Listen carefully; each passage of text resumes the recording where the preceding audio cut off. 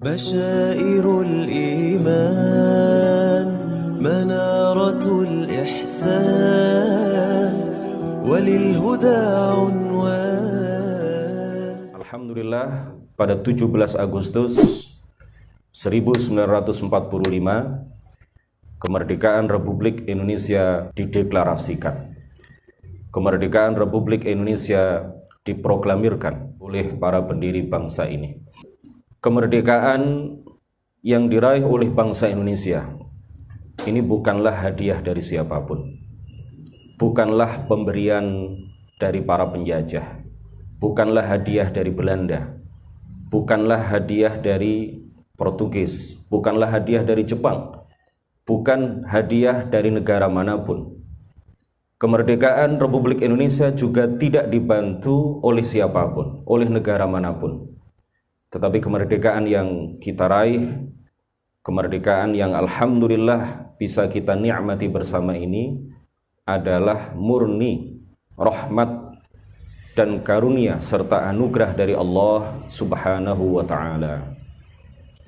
Oleh karena itu benar apa yang dinyatakan di dalam pembukaan Undang-Undang Dasar 1945 bahwa kemerdekaan Republik Indonesia adalah atas berkat rahmat Allah yang Maha Kuasa.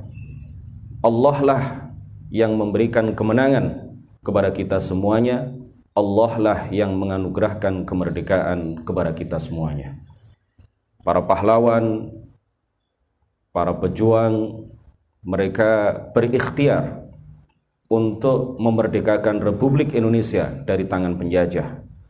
Mereka melalui pengorbanan yang berdarah-darah, pengorbanan nyawa, pengorbanan harta, melalui perjuangan yang luar biasa.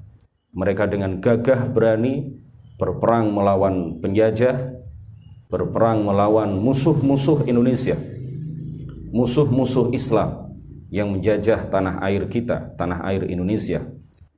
Tetapi mereka hanyalah berikhtiar. Yang menentukan kemenangan, yang memberikan anugerah kemerdekaan, yang mengaruniakan nikmat kemerdekaan adalah Allah Subhanahu wa ta'ala. Para pemirsa yang dirahmati oleh Allah Subhanahu wa ta'ala, di dalam takbir hari raya kita biasanya mengumandangkan wahazamal ahzaba wahdah. Ini adalah salah satu akidah yang wajib kita yakini, bahwa Allah lah yang mengalahkan semua musuh, wahdah, semata dia sendiri yang mengalahkan semua musuh. Kita hanya bisa berusaha, yang memberikan kemenangan, yang mengalahkan musuh-musuh kita pada hakikatnya adalah Allah Subhanahu wa ta'ala. Allah adalah pencipta segala sesuatu, Allah lah yang menentukan segala sesuatu, Allah lah yang menakdirkan terjadinya segala sesuatu, dan Allah lah yang menghendaki terjadinya segala sesuatu. Di dalam Al-Quran disebutkan, falam taqtuluhum walakinnallaha qatalahum wa ma ramaita idh ramaita walakinnallaha rama wa ma ramaita ya Muhammad khalqan idh ramaita kasban walakinnallaha rama khalqan. Wa ma ramaita, dan engkau wahai Muhammad pada hakikatnya tidak melempar. Artinya apa? Engkau wahai Muhammad tidak bisa menciptakan perbuatan melempar. Id ramaita, ketika engkau melakukan perbuatan melempar itu, walakinnallaha rama, tetapi pada hakikatnya yang menciptakan perbuatan melempar yang engkau lakukan wahai Muhammad adalah Allah Subhanahu wa ta'ala. Jadi dalam aqidah ahli sunnati wal jamaah, kita hanya bisa berikhtiar, kita hanya memiliki kasab, kita hanya bisa mengarahkan niat dan keinginan kita untuk melakukan sesuatu. Tetapi apakah yang kita inginkan akan terwujud, akan terrealisir menjadi sebuah kenyataan, ini tergantung kehendak Allah Subhanahu wa ta'ala. Kalau apa yang kita inginkan terjadi, dikehendaki terjadinya oleh Allah Subhanahu wa ta'ala, pasti apa yang kita inginkan akan terjadi. Apapun yang kita inginkan terjadi, apapun yang kita cita-citakan, apapun yang kita kehendaki, Tetapi kalau tidak dikehendaki oleh Allah Subhanahu wa taala, pasti tidak akan terjadi. Kemerdekaan adalah nikmat yang luar biasa yang Allah anugerahkan kepada kita semua. Oleh karena itulah kita sepatutnya mensyukuri nikmat kemerdekaan ini, sebagaimana kita juga sepatutnya mensyukuri seluruh nikmat yang Allah anugerahkan kepada kita sekalian. Kita tahu bahwa syukur itu ada dua. Ada syukur sunnah dan ada syukur wajib. Ada syukur sunnah dengan mengucapkan alhamdulillah ketika Allah menganugerahkan nikmat kepada kita. Dan ada syukur wajib. Kalau tidak kita lakukan, maka kita berdosa. Bagaimana cara kita mensyukuri berbagai nikmat, termasuk nikmat kemerdekaan ini, dengan syukur wajib, dengan tidak menggunakan nikmat yang Allah berikan kepada kita di dalam berbuat maksiat dan dosa kepada Allah Subhanahu wa taala. Kemerdekaan adalah nikmat yang agung yang Allah anugerahkan kepada kita. Oleh karena itu, kita wajib mensyukurinya dengan tidak menggunakan nikmat kemerdekaan ini di dalam berbuat maksiat, di dalam melakukan dosa, di dalam melakukan perbuatan-perbuatan yang melanggar perintah Allah Subhanahu wa taala. Kita syukuri nikmat kemerdekaan ini dengan melakukan semua kewajiban yang Allah wajibkan kepada kita, dan kita jauhi semua hal yang dilarang dan diharamkan oleh Allah Subhanahu wa ta'ala. Kita lakukan tugas dan kewajiban kita, baik sebagai murid, kita sebagai guru, kita sebagai anak, kita sebagai ayah, kita sebagai ibu, kita sebagai suami, kita sebagai istri, kita sebagai seseorang yang memiliki tetangga-tetangga yang kita harus berbuat baik kepada mereka, kita sebagai seseorang yang hidup bersosial dan hidup bermasyarakat, kita sebagai seseorang yang hidup berbangsa dan bernegara, kita sebagai seseorang yang hidup berdampingan dengan umat-umat agama yang lain. Kalau masing-masing dari kita sudah memahami, kita sudah mengetahui, dan kemudian kita melakukan tugas dan kewajiban kita masing-masing dalam perannya masing-masing, maka insya Allah negara ini akan aman, negara ini akan sejahtera, negara ini akan sentosa. Para pemirsa yang mudah-mudahan dirahmati oleh Allah Subhanahu wa taala, nikmat kemerdekaan adalah nikmat yang luar biasa. Nikmat kemerdekaan adalah nikmat yang membuka pintu-pintu nikmat yang lain. Nikmat kemerdekaan adalah satu pintu besar yang bisa kita masuki untuk menuju bangunan yang berisi berbagai nikmat yang sangat banyak dan luar biasa.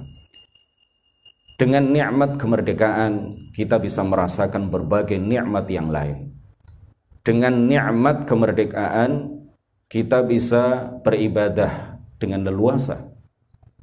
Tanpa nikmat kemerdekaan mungkin kita tidak akan bisa melakukan ibadah dengan leluasa.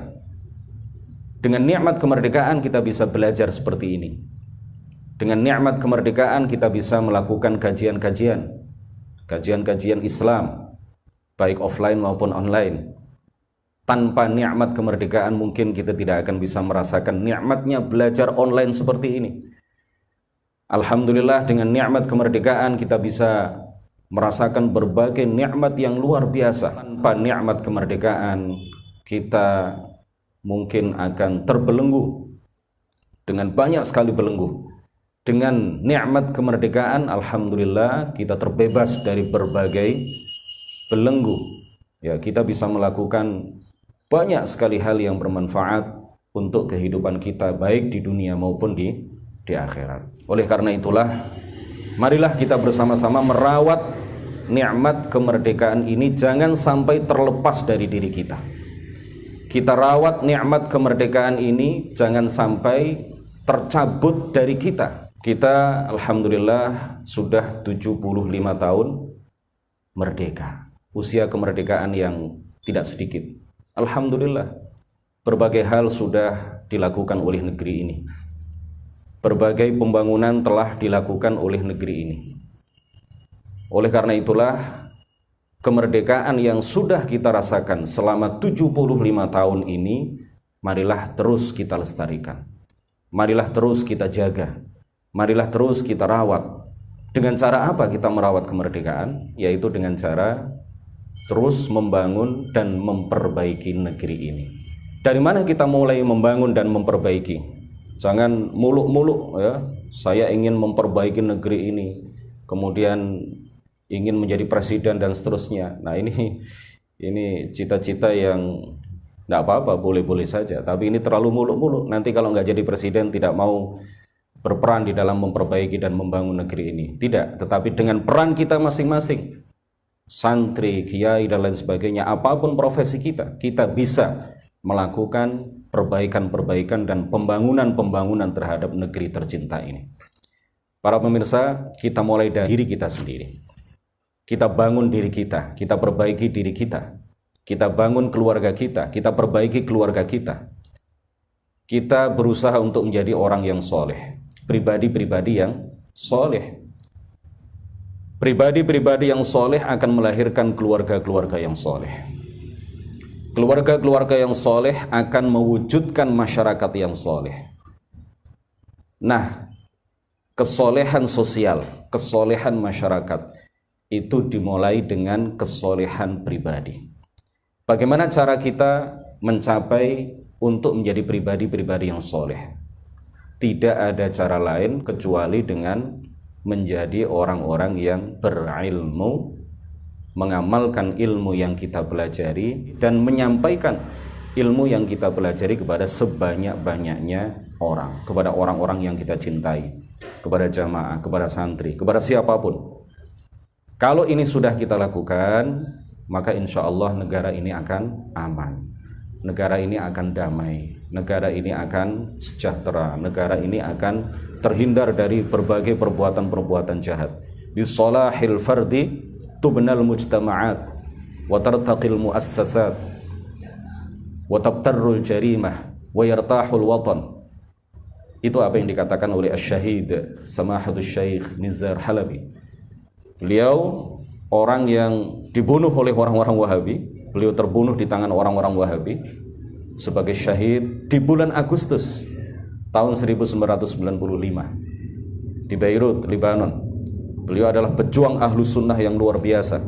Beliau adalah salah satu ulama besar di Lebanon, murid dari Al-Allamah Al-Muhaddits Asy-Syaikh Abdullah Al-Harari.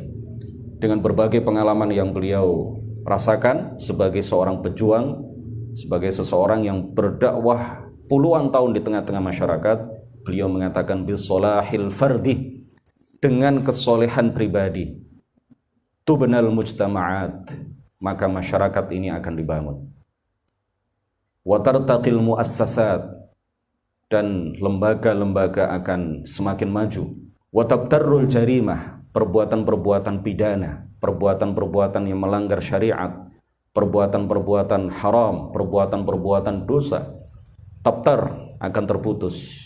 Wa yartahul watan, sehingga dengan itu semuanya negeri kita akan yartah, negeri kita akan menjadi nyaman, sentosa, akan damai, akan aman. Itu dimulai dengan apa? Dimulai dengan bisolahil fardi, dimulai dengan kesolehan pribadi. Dan sebagaimana yang tadi sudah kami sampaikan, bahwa kesolehan pribadi tidak akan bisa dicapai kecuali dengan ilmu. Dan ilmu pertama yang wajib kita pelajari adalah ilmul hal. Ilmul hal, ilmu yang fardhu ain, ilmu yang saat ini juga wajib kita lakukan apapun profesi kita, dimanapun kita tinggal. Dan kitab yang berisi ilmul hal, kitab yang bisa kita pelajari untuk memahami dan kemudian insya Allah kita amalkan bersama-sama terkait dengan ilmul hal ini adalah ilmu din ad-daruri. Ini adalah apa? Kitab Sulamut Taufiq, sebagaimana yang diamanatkan, sebagaimana yang dinasehatkan oleh Hadratus Syekh Muhammad Hashim Asy'ari, pendiri Nahdlatul Ulama. Beliau mengatakan di dalam salah satu kitab beliau bahwa seorang pelajar pemula, seorang santri pemula, kitab yang mula-mula harus dikaji, harus dipahami, harus diamalkan isinya adalah kitab Sulamut Taufiq. Dengan kitab Sulamut Taufiq kita bisa mengetahui dasar-dasar akidah ahli sunnah. Dengan kitab Sulamut Taufiq kita akan bisa mengetahui dan memahami hukum-hukum dasar terkait dengan ibadat, terkait dengan muamalat. Kita bisa mengetahui apa maksiat mata, apa maksiat hidung, apa maksiat lisan, apa maksiat telinga, apa maksiat tangan, apa maksiat kaki, apa maksiat badan, apa maksiat farji, maksiat alat kelamin. Bagaimana cara kita bertaubat kalau kita sudah terlanjur melakukan dosa? Dengan kitab Sulamut Taufiq kita bisa mengetahui itu semuanya, dan dengan kitab Sulamut Taufiq kita akan berusaha menjadi orang yang soleh. Dan kitab Sulamut Taufiq ini sebagaimana kita tahu diringkas dan diberi tambahan-tambahan faidah-faidah yang sangat bermanfaat oleh mursyiduna Syekh Al-Allamah Al-Muhaddits Abdullah Al-Harari rahimahullah. Ibarat sebuah bangunan, maka negeri ini terdiri dari banyak sekali batu bata. Negeri ini terdiri dari berbagai komponen. Ibarat sebuah bangunan, di sana ada batu bata, ada semen, ada apa lagi? Ada banyak sekali komponen, ada banyak sekali unsur yang menguatkan sebuah bangunan. Masing-masing dari kita, rakyat Indonesia, adalah batu bata yang akan saling menguatkan satu sama lain untuk membangun negeri ini. Kalau seluruh batu bata yang ada di bangunan negeri Indonesia ini kuat, maka Indonesia akan kuat. Maka bangunan negeri Indonesia akan kuat. Tetapi kalau ada satu saja batu bata, atau ada beberapa batu bata, di antara sekian banyak batu bata dari bangunan Indonesia ini rapuh, dari bangunan Indonesia ini tidak kuat, rusak, maka hal itu bisa jadi mempengaruhi kekuatan dari seluruh bangunan yang ada. Bahkan itu mungkin akan menjadi penyebab runtuhnya seluruh bangunan negeri Indonesia. Oleh karena itulah kita bisa memainkan peran masing-masing untuk menguatkan negeri ini. Dengan profesi kita masing-masing, dengan peran kita masing-masing, siapapun kita, apapun profesi kita, maka kita bisa menjadi penguat dari bangunan negara Indonesia. Sering saya menyampaikan bahwa tiang penyangga dari bangunan negeri ini adalah akhlak yang mulia, al-akhlak al-karimah, moralitas yang baik. Tanpa moralitas yang baik, tanpa akhlak karimah yang kita pelajari dari masyayikh, dari para kiai kita, tanpa akhlak karimah yang kita lakukan dan diteladankan oleh para guru-guru kita, maka tiang penyangga negeri ini akan rapuh. Kalau akhlak yang baik adalah sendi dan tiang penyangga dari bangunan negara Indonesia, maka pondasinya, alasnya, dasarnya adalah pemahaman yang moderat, pemahaman yang wasatiyah, pemahaman yang benar terhadap berbagai hal, termasuk paham keagamaan. Tanpa paham keagamaan yang moderat, yang rahmatan lil alamin, maka negeri ini tidak punya pondasi. Maka negeri ini tidak punya pondasi, pasti akan runtuh. Pengalaman di berbagai negara, contoh konkret sudah bisa kita saksikan bersama di Aljazair, di Irak, di Syria atau Suriah, dan di beberapa negara yang lain. Kalau sudah muncul benih-benih ekstremisme, kalau sudah muncul benih-benih pemahaman yang ekstrim, baik ekstrim kanan maupun ekstrim kiri, maka negara itu akan runtuh. Maka masyarakat tidak akan merasakan kemerdekaan. Maka masyarakat akan dibelenggu dengan berbagai belenggu ajaran-ajaran yang menyimpang. Maka masyarakat tidak akan merasakan aman, tidak akan merasakan sentosa. Negara itu tidak menjadi baldatun thayyibah. Nah, ini jangan sampai Indonesia menjadi Suriah kedua. Jangan sampai Indonesia menjadi Irak kedua. Sehingga kemudian kita tidak bisa merasakan lagi kebebasan di dalam melakukan berbagai hal. Ini semuanya diakibatkan oleh paham-paham yang menyimpang. Oleh karena itu, paham yang moderat, paham yang wasat, paham ahlus sunnah wal jamaah, Aqidah dan ajaran-ajaran Ahlus Sunnah wal Jamaah yang telah diyakini, yang telah diajarkan, yang telah disampaikan oleh para ulama Ahli Sunnati wal Jamaah dari masa ke masa, inilah yang harus kita junjung tinggi terus. Inilah yang harus menjadi prioritas kita untuk selalu kita ajarkan kepada sebanyak-banyaknya orang. Jangan bosan, jangan jemu, jangan pernah malu untuk terus mengampanyekan, memviralkan, menyampaikan terus-menerus paham-paham Ahlus Sunnah wal Jamaah, akidah Ahlus Sunnah wal Jamaah, ajaran-ajaran Ahlus Sunnah wal Jamaah. Karena dengan paham Ahlus Sunnah wal Jamaah, dengan akidah dan ajaran Ahlus Sunnah wal Jamaah, maka kita bisa berpikir, kita bisa melakukan langkah-langkah yang moderat untuk memperbaiki dan membangun negeri ini.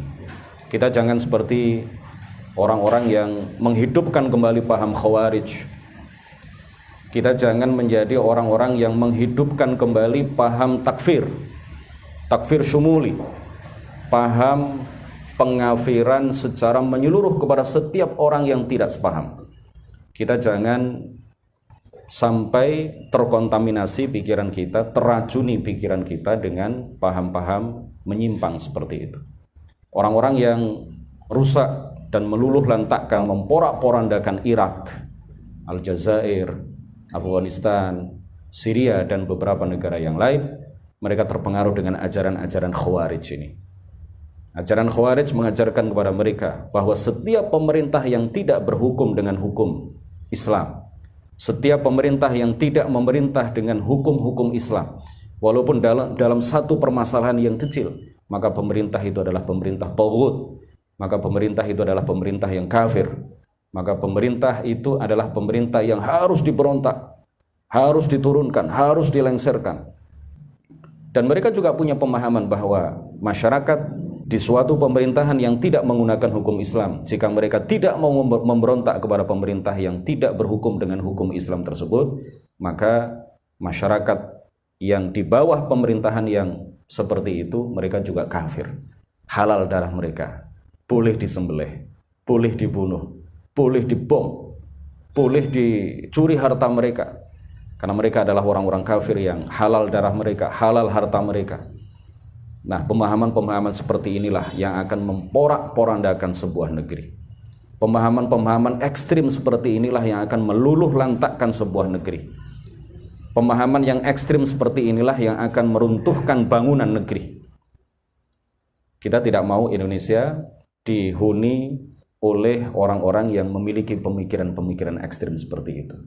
Oleh karena itulah tugas kita semuanya untuk tidak pernah jemu, tidak pernah bosan menyampaikan kajian-kajian yang bertemakan Ahlus Sunnah wal Jamaah, Asy'ariyah, Maturidiyah.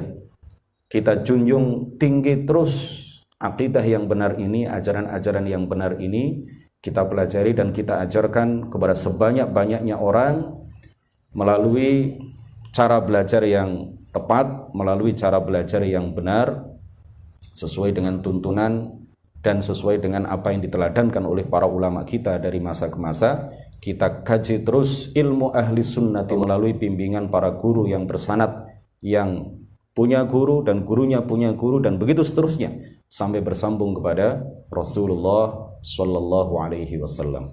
Demikian kajian singkat pada pagi hari ini, mudah-mudahan bermanfaat bagi kita semuanya. Bersama marilah kita bangun Indonesia untuk lebih maju dan semakin maju ke depannya. Barakallahu fikum.